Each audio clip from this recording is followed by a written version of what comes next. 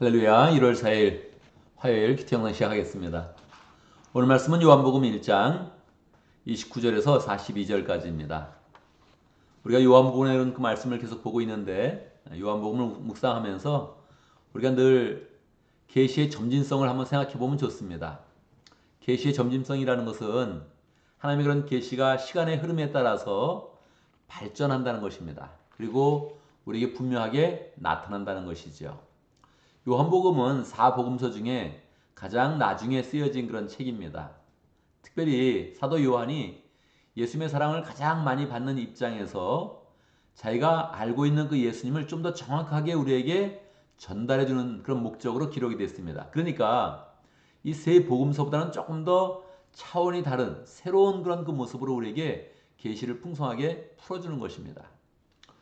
우리가 예수님을 잘 알고 있는데 진짜 이렇게 막연하게 알고 있는 그런 부분들이 있거든요. 이런 부분이 개인의 그런 삶 가운데서도 계시의 점진성, 시간이 흘러가면 예수님의 계시에 대해서 더 많이 알아가고 분명히 알아간다. 분명히 깨달으면서 더 확신 가운데 거한다. 이렇게 삶이 더 성장하는 그런 그 모습으로 나아가면 좋겠습니다. 오늘 내용은 세례 요한이 예수님을 세례를 주는 그런 그 내용을 다루고 있습니다. 여러분, 예수님께서 세례 요한에게 세례를 받으셨다 하는 그런 내용을 알고 있습니까? 알고 있죠. 대부분은 알고 있습니다. 이게 마태복음에 보면 예수님이 세례 요한에게 나와서 세례를 받으시고 그리고 성령이 비둘같이 임하시면서 하늘에서 소리가 나서 예수님이 세례를 받으실 때 하나님이 직접 음성으로 예수님을 축복하는 그런 그 내용이 기록되어져 있습니다.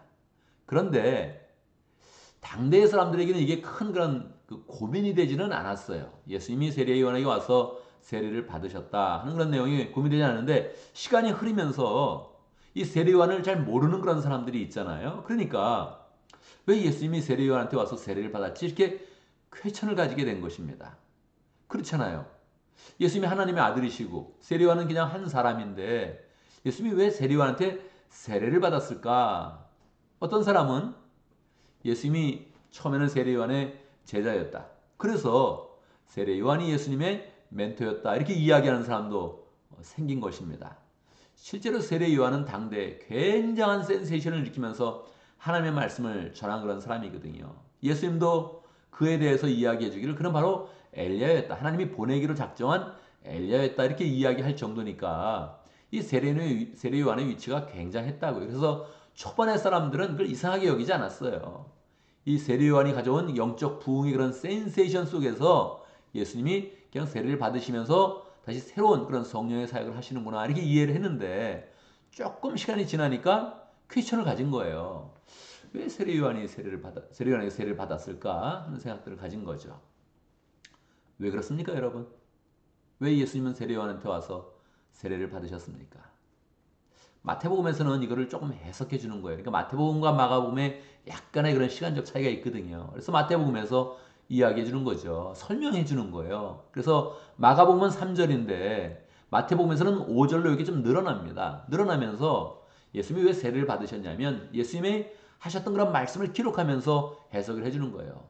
이렇게 하여 하나님의 의를 이루는 것이 마땅하다. 세례 요한도 오셨습니까? 세례 받으시죠? 그렇게 안 합니다.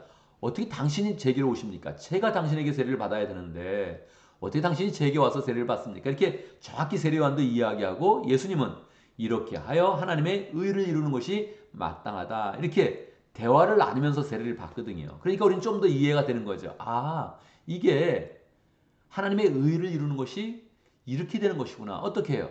예수님께서 인간으로 오셨으니까 인간으로 오셔서 예수님이 하시라는 것이 무엇입니까? 구원의 사역이죠. 구원의 사역을 어떻게 이룰 거예요? 이것은 아담이 실패한 그런 자리로 돌아가는 거거든요. 아담이 사람으로서 이렇게 하나님께 순종하지 못했는데 그 순종하지 못한 그런 자리로 와서 예수님이 죄인의 그런 입장으로 들어가는 거예요. 들어가서 일반 모든 사람이 죄를 씻어야 되는 것처럼 예수님이 바로 그 모든 과정을 다 겪으시는 것입니다. 그래서 예수님이 한 사람이 되어서 죄인처럼 세례요한에게 죄를 씻어가는 그런 과정 속에서 이 아담이 잘못했던 그런 모든 부분, 실패했던 모든 부분, 죄를 지었던 모든 부분을 완전하게 완성시키면서 이 순종의 길로 하나님이 원하시는 그런 길로 나아가는 것이죠.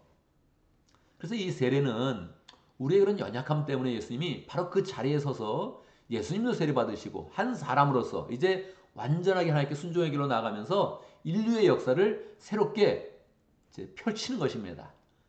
사도 바울은 이것을 제2의 아담이 되셔서 우리의 일을 새롭게 하셨다. 그렇게 이제 해석을 해 주는 것이지요.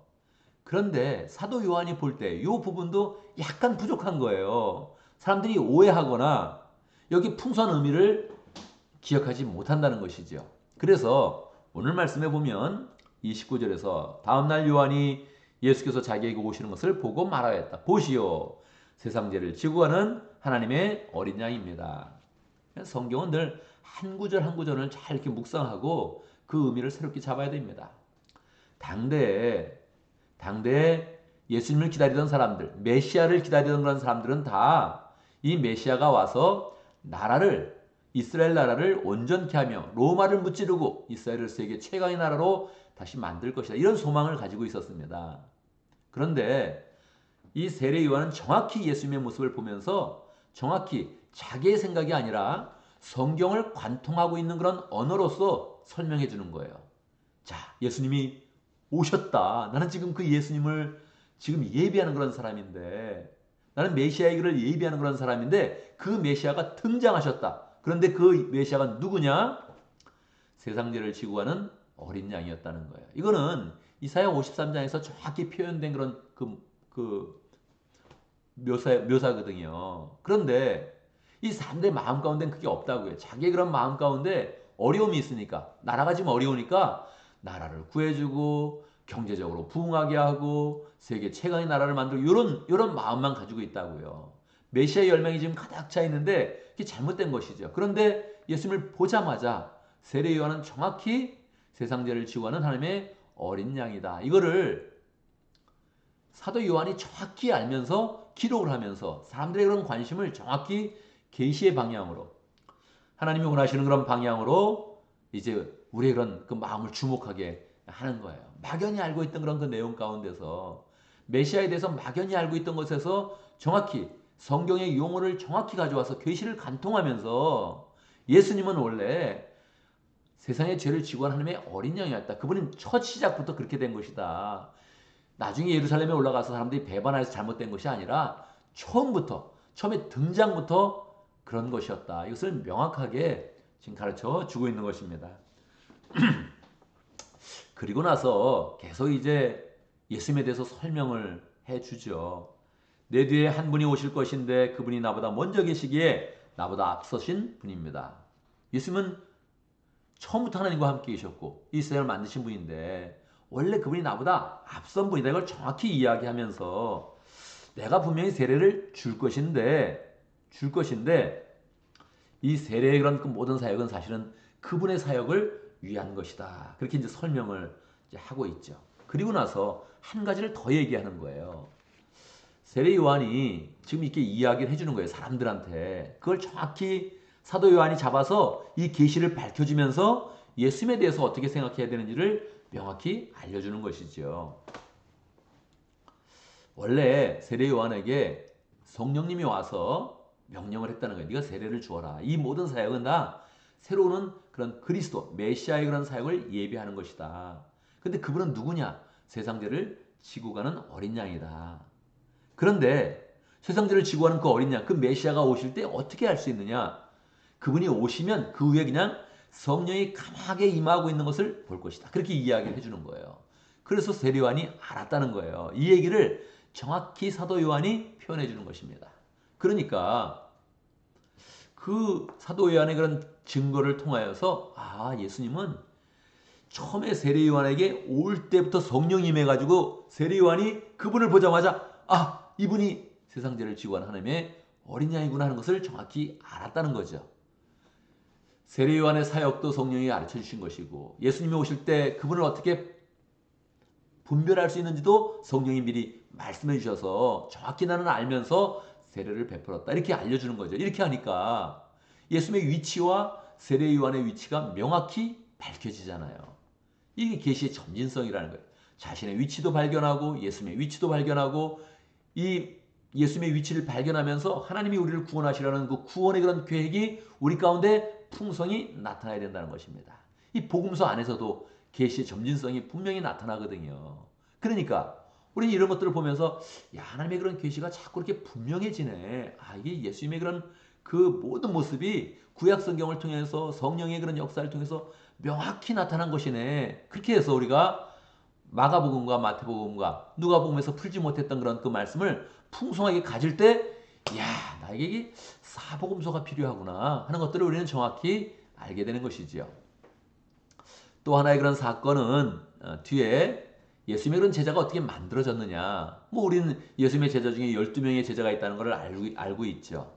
요한도 제자요, 안드레도 제자요, 시몬 베드로도 제자다. 이런 거 뭐 다 알고 있죠. 그런데 이게 30년 뒤에 쓰인 것이니까 사람들이 알고 있는 것 중에 하나를 더 첨가하고 싶었던 거예요. 그러니까 이 요한복음은 계속 첨가해 주는 거예요. 30년 후에 사람들이 조금씩 잘못 알고 있었던 거, 아직 완전히 알지 못했던 거를 새롭게 알려주면서 이 복음을 풍성하게 만드는 거거든요.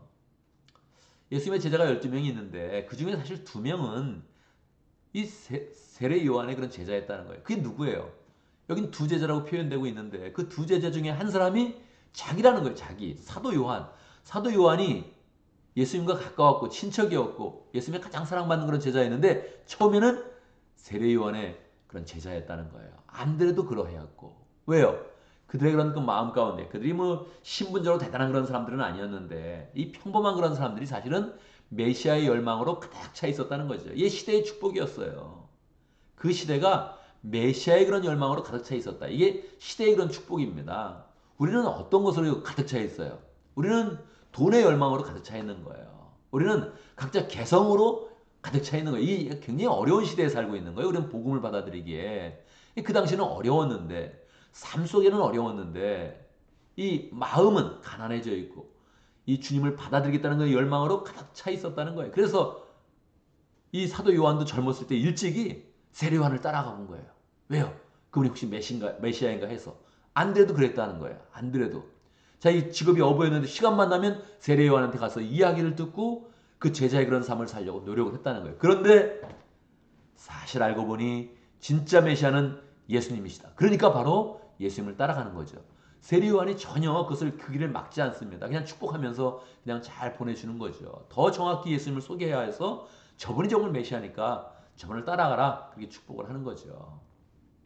그래서 사도 요한과 안드레가 먼저 세례 요한을 따라가다가 메시아의 열망을 원래 가진 것이었으니까 그 메시아 주인 되신 그런 예수 그리스도를 따라가서 예수님을 섬기게 되었고 그리고 베드로도 소개하여서 미리 내가 예수님 만났다. 지금 메시아 만났다. 이걸 막 소개하면서 베드로도 데리고 가서 제자로 삼게 하는 그런 과정을 갖고 있는 것이죠. 이 내용들이 사실은 마태복음과 마가복음, 누가복음에 나와 있는 내용하고는 약간 차이가 있습니다. 그 차이는 그 차이는 그냥 보완하는 거예요. 보완. 원래 복음서에서는 예수님이 나를 따르라 그러면 쑥 따라가잖아요. 어떻게 그런 일이 가능하겠어요? 그럼 길 가다가 나를 따르라 그럼 따라가겠어요?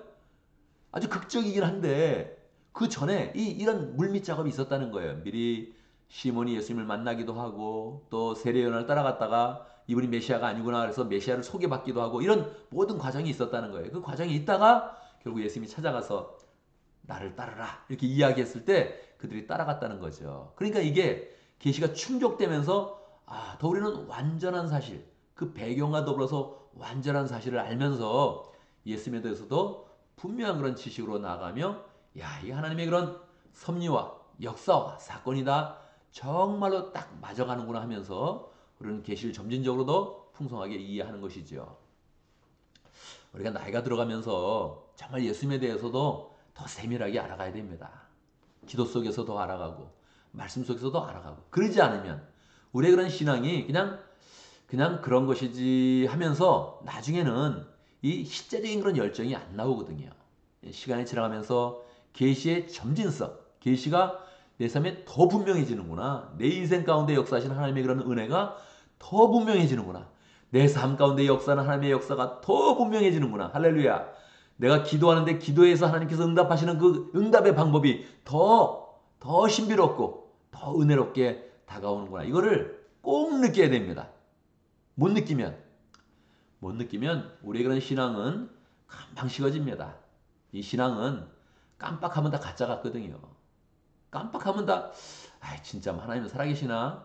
자기 일 한 번 안 되면, 자기 일 두 번 안 되면 우리는 쉽게 하나님 신앙을 부인할 수 있는 그런 사람입니다. 그래서 이 마음 가운데 계시를 더 확실하게 갖는 게 중요하고 예수님의 역사를 자꾸 더 분명하게 확실하게 알아가면서 우리의 마음 가운데 계시의 그런 능력을 자꾸 키워가는 것이 중요합니다.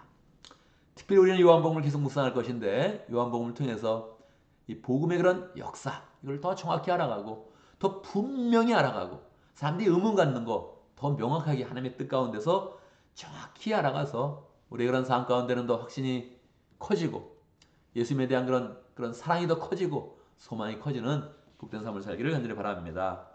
오늘도 말씀 가운데 기도 제목을 붙잡습니다. 우리가 계시를 더 잘 알아가는 사람 될 수 있도록 말씀을 더 잘 알아가면서 하나님에 대한 그런 사랑과 은혜를 소망하는 그런 그 마음들이 더 풍성해지도록 함께 기도합니다.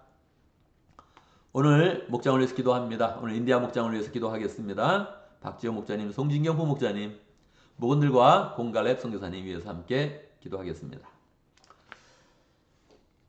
우리 교회를 위해서 기도하는데 새해 우리 교회가 더 전도하는 교회 될 수 있도록 전도는 그냥 되어지지 않습니다. 전도는 조건이 맞아야 되는 것이고 열망이 맞아야 되는 것이고 이 사람을 케어할 수 있는 능력이 있어야 하나님이 또 보내주시는 것이니까 이 전도라는 말은 쉬운 말이 아닙니다. 그래서 부담스러운 말이죠. 그래서 우리는 더 기도하면서 우리의 능력도 키우고 우리의 열정과 은혜와 사랑을 더 키워가면서 잘 전도하는 그런 교회가 되면 좋겠습니다. 제가 먼저 기도하고 함께 기도하는 시간 갖도록 하겠습니다. 기도합니다. 은혜 아버지 하나님, 우리의 구원의 은혜를 허락하여 주시고 그냥 구원한 것이 우리의 그런 삶 속에 분명해지도록 확실해지도록 계속적으로 계시를 주시고 은혜를 주시고 사랑을 주시고 기도에 응답을 주시는 것 감사합니다. 하나님, 시간이 지나가면서도 풍성해지게 하시고 신앙은 굳세지게 하시고 계시는 더 분명히 깨달을 수 있도록 역사해 주시고 사랑은 더 풍성하게 느려져서 다른 사람과 나누면서도 하나님의 그런 사랑과 은혜와 기도의 모든 응답이 우리 그런 삶 속에 더 강력하게 역사하도록 인도하여 주옵소서. 하나님 아버지, 우리에게 목장을 허락하신 것 감사합니다. 목장을 잘 세워갈 수 있도록 인도하여 주시고 목장 가운데서 하나님의 능력과 사랑을 나타내게 하시고 하나님이 살아계신 것 목장 속에서 자꾸 느껴갈 수 있도록 인도하여 주옵소서. 인디아 목장의 박지호 목자님 축복하여 주시고 한국에서의 모든 일 잘 또 감당할 수 있도록 역사하시고 그 시간이 은혜의 시간 또 사랑의 시간 될 수 있도록 인도하여 주시고 가족이 잘 세워지는 하나님 아버지 역사 일어날 수 있도록 축복하여 주옵소서. 우리 지호 목자 어머님도 축복하여 주시고 건강하게 해주시고 하나님 또 모든 그런 치료의 과정을 통해서 모든 그런 병이 완쾌되어지며 하나님의 그런 사랑으로 충만하도록 역사하여 주옵소서. 송진경 부목자님 축복하여 주시고 이곳에 있는 그런 목원들 축복하여 주시고 서로 연결할 때마다 연락될 때마다 하나님 멀리 떨어져 있지만 또 풍성한 사랑을 잘 나눌 수 있도록 인도하여 주옵소서. 주의 은혜 가운데 온전히 세워주시고 이 청년들의 그런 신앙이 더 열정으로 풍성하도록 인도하여 주옵소서. 공갈렙 선교사님 함께해 주시고 하나님 아버지 열정으로 그 삶을 다 하나님께 드리면서 가족의 삶을 드리면서 하나님께 헌신하고 있는데 하나님 그 헌신의 삶 가운데 함께 하시고 서포트자들을 많이 허락하여 주시고 후원하고 지지하는 그런 사람들 많이 허락하여 주셔서 협력하는 그런 가운데 주의 사역 잘 감당할 수 있도록 인도하여 주옵소서. 하나님 새해가 되었습니다. 우리 공체를 불쌍히 여겨주시고 계시의 점진성이 나타날 수 있도록 인도하시고 사랑의 점진성이 나타날 수 있도록 역사해 주시고 모든 것이 풍성해지고 넉넉해지고 여유 있어지는 그런 가운데 새로운 영혼들을 잘 맞이할 수 있도록 역사하여 주옵소서. 새로운 영혼들을 변화시키며 하나님의 은혜가 우리 가운데 풍성한 것 확증하는 그런 가운데 주의 사랑을 더 풍성히 나타날 수 있도록 인도하여 주옵소서. 주의 은혜 가운데 새날을 맞이했습니다. 하나님 함께하여 주옵소서. 오늘 하는 모든 일 가운데 함께하여 주시고 주님의 그런 도우시는 손길 가운데서 우리의 그런 삶이 주의 축복으로 넘쳐나도록 역사하여 주옵소서. 안전하게 지켜주시고 건강하게 지켜주시고 사고로부터 막아주시고 늘 주의 은혜 가운데 잘 생활할 수 있도록 인도하여 주옵소서. 예수님의 이름으로 기도드리옵나이다. 아멘.